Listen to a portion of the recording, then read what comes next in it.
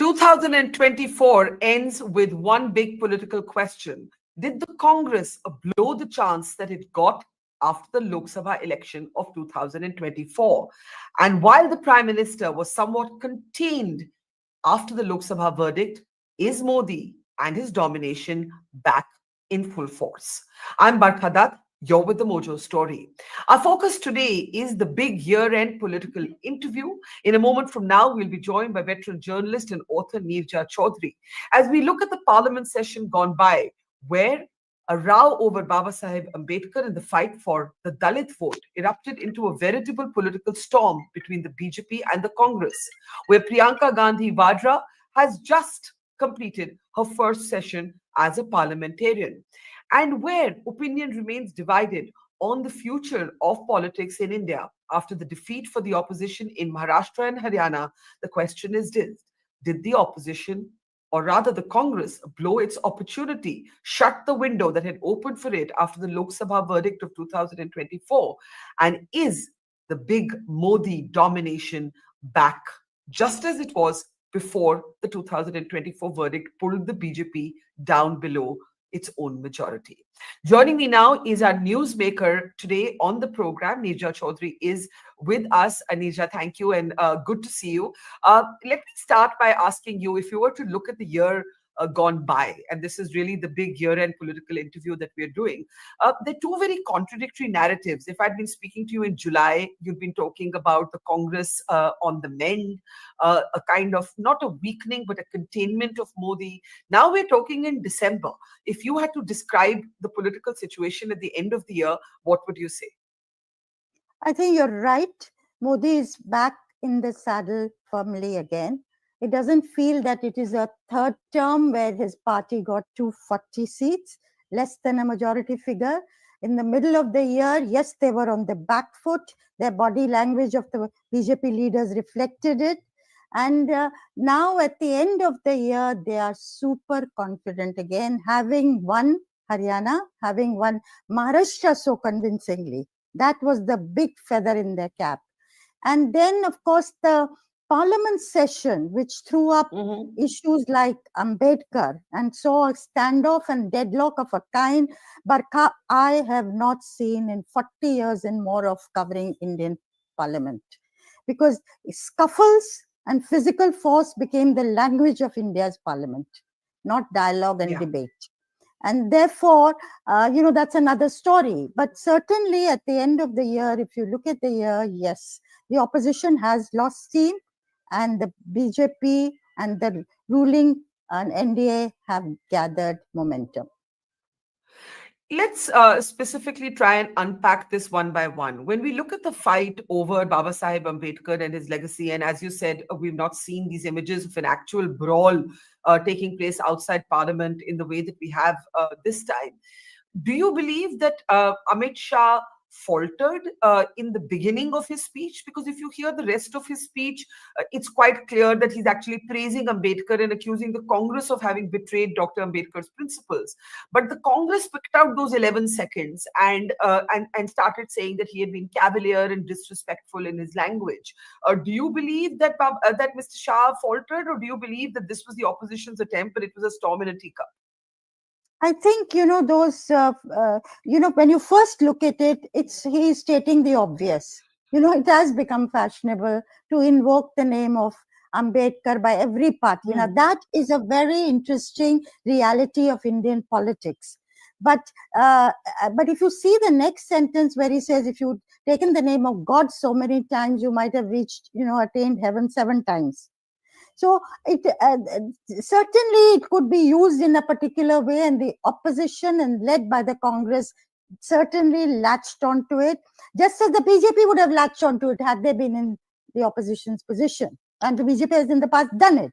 So it is true that Amit Shah was praised Ambedkar. He hammered the Congress party, quoting chapter and verse about how they had not been for Baba Saheb and Ambedkar in the past, and how Nehru had deferred, how Baba Saheb Ambedkar left the cabinet in 1951, and so on.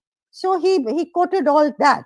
But those 13 seconds, yes, was something that the opposition latched on to. And what is interesting is that they could not afford to have the wrong signal go out to the Dalits of India.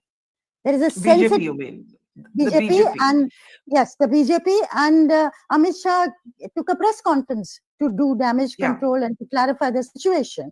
Therefore, the importance of Baba Sahib Ambedkar in our politics, the iconic rise of Ambedkar. He is now today the reverence with which younger Dalits view him. You know, I must tell you this. On the 6th of December, one day after the new Mahayuti government was sworn in, was Punyatithi of Ambedkar. And I was in Bombay and I wanted to see this because every year Dalits stream into Bombay, where the Chaitya Bhumi, his Samadhi is in near Shivaji Park. So, you know, kilometers of and files of queues of Dalits would arrive 5 in the morning, 4 in the morning from all parts of Maharashtra. And talking to them, I realized I knew he's an icon for the Dalits. I had not realized the extent to which he's become a hero figure, a god, somebody they look up to, and who's given them an identity.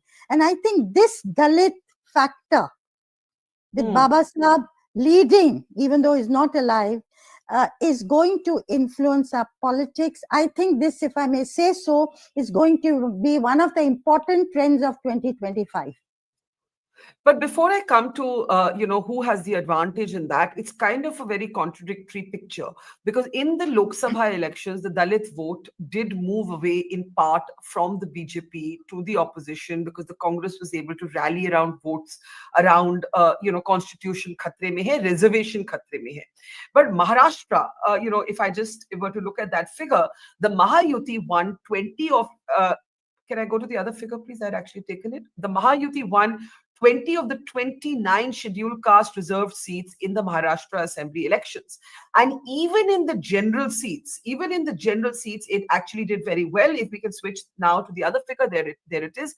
59 of the 67 seats where Dalits make up more than 15% of the population.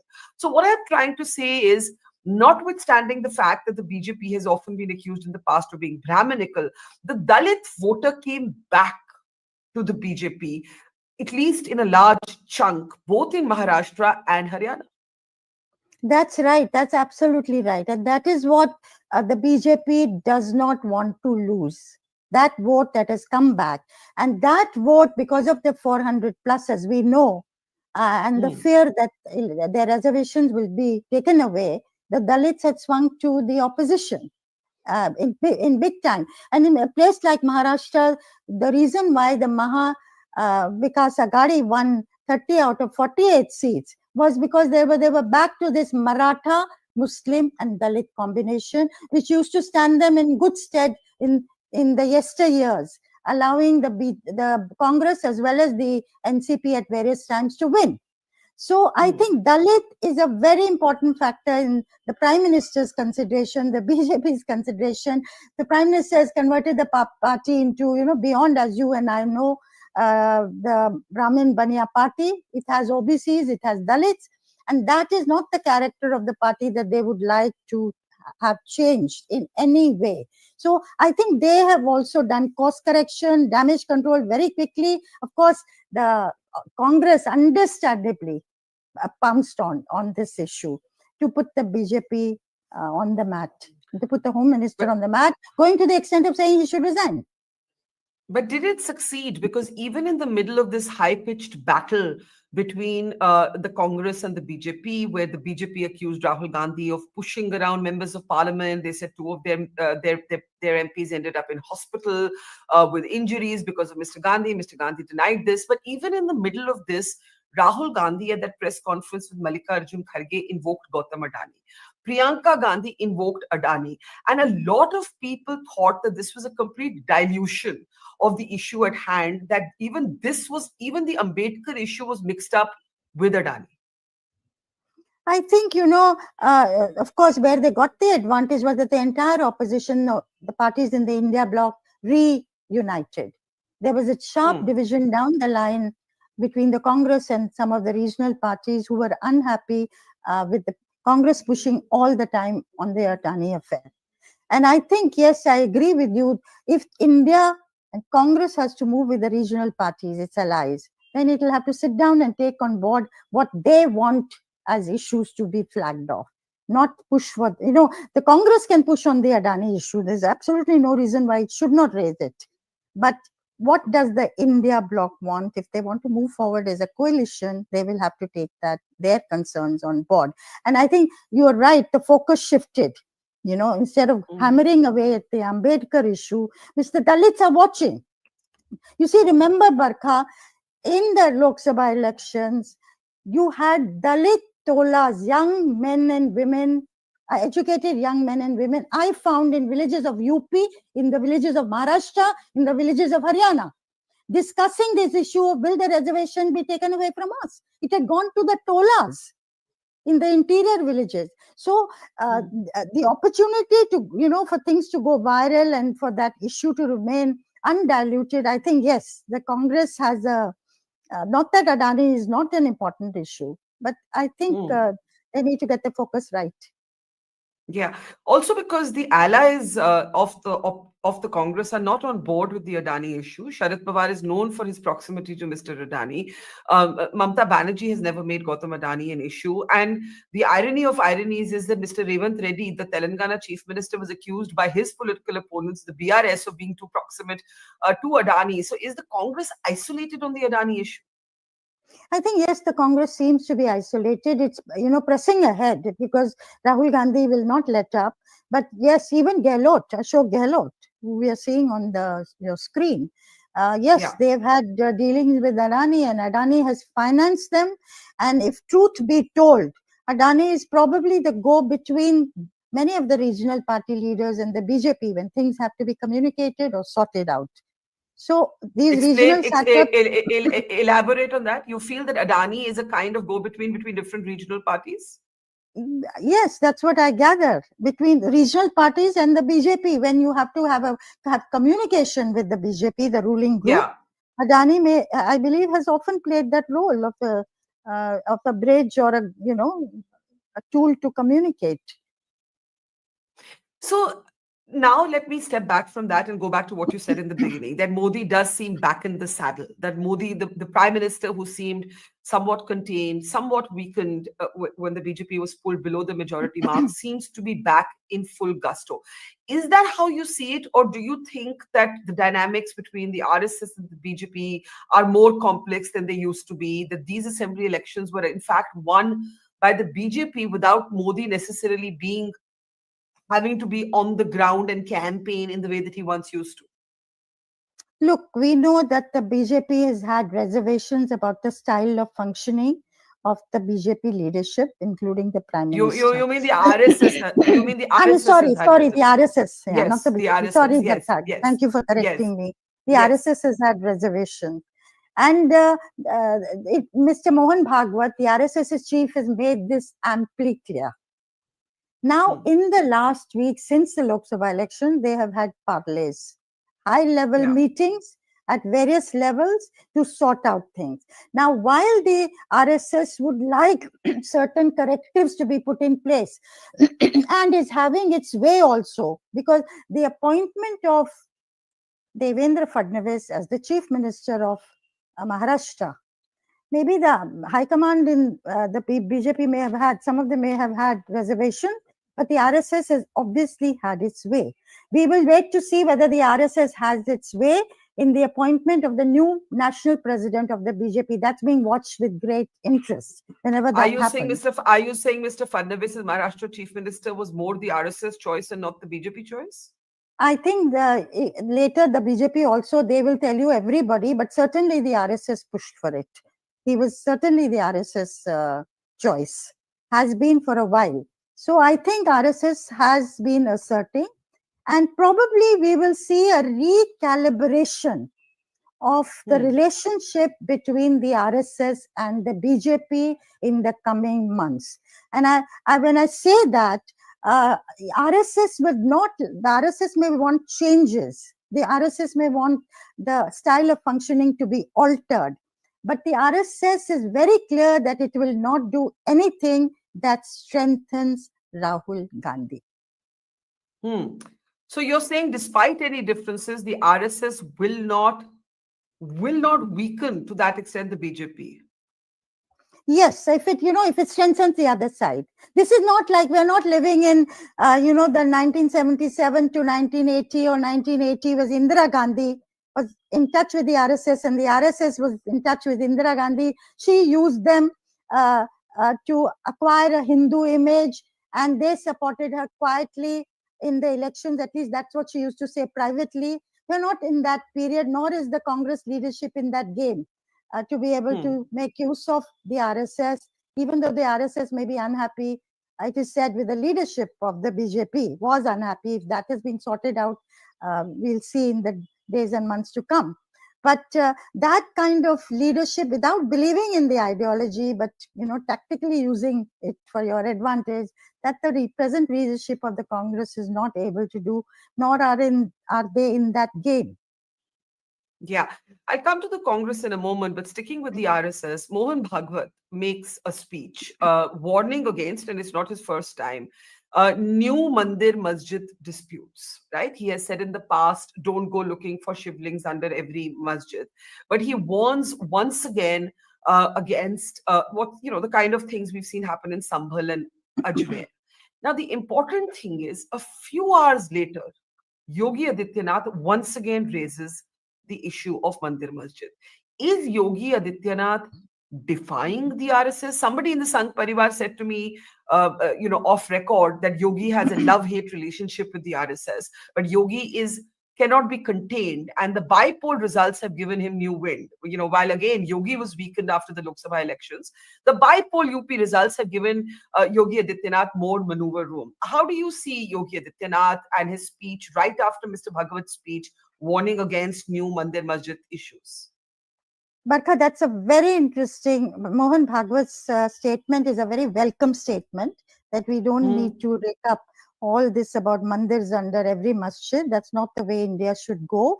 And he, very Yeah. importantly, what he said is that we don't want the world to get the impression that we cannot coexist side by side. That's a very important thing to say. Now, it does, Mohan, what does it, if you decode it politically, what does it mean? Uh, you've had freelancers of the extreme right rake up these issues. Hmm. It's like, Hmm. what is the word? Patakas going all over.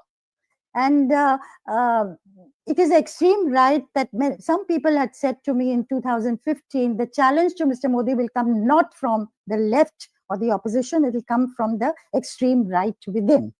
Now, Hmm. Mr. Bhagwat is rooting not for the extreme right. And remember, the small freelance groups cannot exist unless they have some political backing. Somewhere that political backing has to be there. Otherwise, they'll be dealt with very quickly. And many Yeah. people feel that political backing is coming from Yogi Adityanath. A very interesting thing also about Yogi Adityanath, at that swearing in ceremony of the Mahayuti leaders, Devendra Fadnavis and his two deputy CMs, on the 5th of December in Mumbai, you know who got the largest applause? It was Yogi Yogi Adityanath. Adityanath. Hmm. And, as he was being introduced. So he has a Hindutva following, he's acquiring a Hindutva following. And it is interesting that the Supreme Court has stayed the places of worship, the surveys to be conducted under the Places of Worship Act. The Mohan Bhagwat has come out against looking for mandirs under every masjid in the country. Those are similar positions. I suspect the BJP also would want to rein in Yogi Adityanath. So the question is Yogi Adityanath now becoming a force which goes beyond the BJP and beyond the RSS control also? Is this something that they're worried about? So this is a very interesting question, because, as I said, hours after Mohan Bhagwat makes this speech, Yogi Adityanath seems to contradict the RSS chief. Even though Yogi Adityanath is the Hindutva mascot, as it were, of the BJP, you believe that somewhere he could emerge as a persona of his own who needs to be contained. You see, again, I will tell you 2018, having talked to some RSS people in Pune, they at that time was saying in the post Modi era, we're looking at Yogi Adityanath and Devendra Fadnavis as, playing a national role. Of course, there is Amit Shah also. But Devendra Fadnavis' stock went down, is coming up again. Yogi Adityanath is somebody the RSS is back. But there is a fear in sections of the RSS that Narendra Modi is fine. We go along with it. I think will not disturb him. But in the future, they may not want somebody who goes beyond their control. So I think that Yogi as a Hindutva icon, as a representative of the extreme right, maybe to further the agenda of the RSS is fine, but not as somebody who is the ambit of the RSS completely. And his origins are not RSS. That we know. Yes, that's very important to know, because people who don't follow politics think Yogi Adityanath is from an RSS background. He absolutely is not. He was seen as the outsider who had to be brought in to be, in fact, contained, and now he's acquired a kind of life force of his own. But here's my question.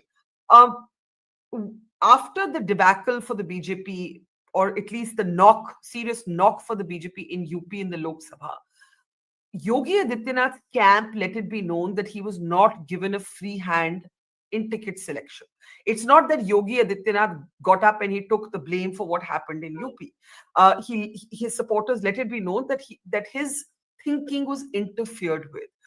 Today, when you look at Yogi Adityanath, how much of his own political brand has Yogi Adityanath recovered, given what happened in UP in the Lok Sabha, and then the subsequent reversals and the wins of the bypolls? I think there are people who feel that the BJP lost in UP, and remember they went down from 62 to 33 seats. That's a very big figure of 29. Was partly because of Yogi Adityanath's unhappiness. Remember, the Rajputs did not come out to vote as they were expected to vote or had voted in the past elections. And of course, we also learned that the RSS held back, was not proactive, as we've seen them in Haryana and Maharashtra. Maharashtra, they had they just came out door to door, put their best foot forward. Of course, it's a matter of prestige for them also, being located, the headquarters of RSS being located in Nagpur.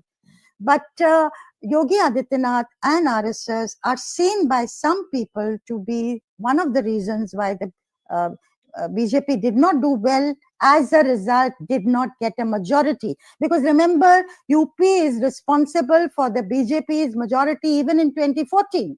Had it not got 71 seats, this figure would not have been 282. It would have been much lower. So also, when it got 303 in the 2019 election. So UP is very critical. Who rules UP is going to be very critical in terms of the leadership that the BJP gets and UP gets. And we all know Yogi Adityanath has a following independent of the BJP. Now, that's the important thing, because I was just going to say that however many knocks he may have got in the Lok Sabha election, he's the one chief minister of the BJP that cannot be summarily replaced. He cannot be. And that, you remember after the Lok Sabha election, you had Keshav Prasad Maurya park camp in Delhi. Asking for a change in leadership, and it seemed it wasn't possible for him to do that week after week without some kind of a nudge from the High Command in Delhi, and that was again the way it was read. But suddenly things were quietened. Keshav Prasad Maurya and others went back to Lucknow, and the D-Day was postponed, that we will see after the by-election results come out. And of course, in the by-election results, Yogi Adityanath has, proved himself. Yeah. So the relationship you'd watch out for is between Yogi Adityanath and the RSS, but also between Yogi Adityanath and Mr. Modi and Mr. Shah. Absolutely. I think, and the turning point for the 2029, we're looking ahead. But for the turning point for the 2029 Lok Sabha election is going to be 2027, when the Uttar Pradesh election take place, and that is going to Absolutely. be the decisive moment. Absolutely. Now let's end with talking about the India bloc. You wrote a column on this. Mamata Banerjee and her supporters, the pitch for Mamata to lead the India bloc. Now, it's been pointed out that the India bloc doesn't actually exist as a formal structure at all. How do you how do you look at the pitch by Mamata Banerjee? You see, at the moment, the bloc does not have a leader. They don't have a chairman. They don't have a convener. Mr. Kharge was made the chairman at an online meeting in January this year. But according to the Congress people, it was neither announced nor formalized. Of course, Nitish Kumar wanted to be the convener, but it was Mamata Banerjee who ruled it out. Now, so it has been a headless alliance. And if they are really serious about taking on the BJP, a juggernaut like BJP, they will at least have to get their leadership right. Have somebody who calls people together, coordinates, with different parties. When elections are there, local elections are there, campaigns are there. But it has been a very, very lackluster performance in that sense. Now, it is perfectly possible for one party to say, for Akhilesh Yadav to say, I'm aligning with Congress in UP, but that they can do even without an India bloc. So as India, what is going to be their narrative? What is going to be their strategy? Who's going to be leading it? Who's going to be giving it direction? All those things have to be done. Now, if Mamata Banerjee says, you people are not doing it, haven't done it effectively, give it to me, I will do it. I will say, why not? She's proved her credentials. But some might say she's a one state leader as of now. At the moment, some in the Congress would say that she has one state. We are the pan India party. Well, if you're the pan India party, they come forward and say, we will lead the alliance and we will take everybody on board. You have not said that. Mr. Kharge hasn't even accepted that offer that was made at that time by the India parties. And Mamata Banerjee, you see, the question at the moment, Barkha, is not who is going to be the prime ministerial candidate. That's 4.5 years later. Who is going to get things organized in the India bloc? And if Mamata's, her credentials, I say, are impeccable because she is the one leader who's kept the BJP at bay. In the Lok Sabha elections, in the assembly election. I mean, she may be volatile. Many people call her a maverick, but she's the one who got rid of the left from Bengal after 34 years of entrenched rule. She's one who's, hands-on a person. Of course, this is not to say that she doesn't have her faults, but then somebody who you have to zero in on who says, I will lead. The PM question will be decided later. But if Rahul Gandhi is the leader of the opposition, which he is formally in the House, and Mamata Banerjee is leading the India Alliance, you do not see those as competitive roles?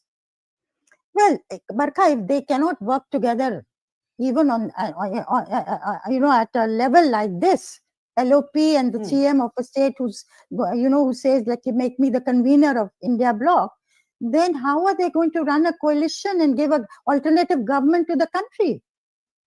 This is a very, very simple thing to, two senior, mature leaders working together. Do you believe Mamata Banerjee is best placed to lead the India bloc? I would say Mamata Banerjee has a fighting spirit, and Mamata Banerjee has come forward to say, let me do it. Give her a chance. Nothing to lose. As I say, the arithmetic of the next Lok Sabha will decide who will be the Prime Minister of India. That question is not being addressed. What you need today are one-on-one contests in every Lok Sabha constituency to take on the NDA, from the India side to take on the NDA. And that is hard, unglamorous, painstaking work, and somebody needs to do it. And if Mamata wants to do it, so be it. In the end, the state of play or the state of affairs in the Congress party, the last time we were talking, you said the Congress was in danger of becoming a drawing room party, raising issues that those within its social circles or its immediate echo chambers approved of, but not being able to actually rebuild the organization. And those are really, in a way, the lessons that have come home from Maharashtra and Haryana. But this has also been a parliament session where Priyanka Gandhi emerged as a member of parliament. Um, let's start with her bags. She carried a Palestine bag to Parliament. We would normally not be discussing this, but of course she carried it, knowing fully well that it would make a statement, right? Do you think it made a politically smart statement, or was it politically naive? No, look, you can have, certainly she knows optics is a very important part of today's politics. And there she got it right. She had the eyeballs. Everybody was discussing it for a couple of days. And then next day to talk about the minorities' plight in Bangladesh. So she balanced it out. Of course, there is the foreign policy side of it. Is this something she discussed with the party? Was she nudging her own party to take a stand, stronger stand on the issue of Palestine? Was the Congress sending a message to the government that we want you to take a stronger stand than you have so far done? Those implications are there. Had that been thought through, or it was just the optics of the story? But I will say this: even her speech in Parliament was a very, she made her points sharply, and she um, did it very coolly, and there was no personalized attack against the prime minister, or she's very sharp and hard hitting. So I would say, it's very premature, Barkha, to say this, but I would watch whether politics becomes Priyanka Gandhi Vadra versus Narendra Modi in the months to come. Now, will her party allow such a role to be played by her, given the fact that Rahul is the leader? And already, Rahul is being compared to her. He himself compared his own debut speech to her debut speech, which I thought was really unnecessary. But she could, emerge in that role if allowed to do so. Yeah, but let me just ask a couple of follow-ups there. The Palestine bag on which she obviously made a statement.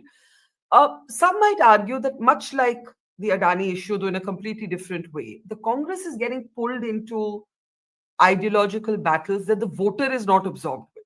So whether it is Palestine or whether it is Gautam Adani, I'm not saying people don't have an opinion, but not enough, not a sizable mass of Indian voters are engaged with these issues.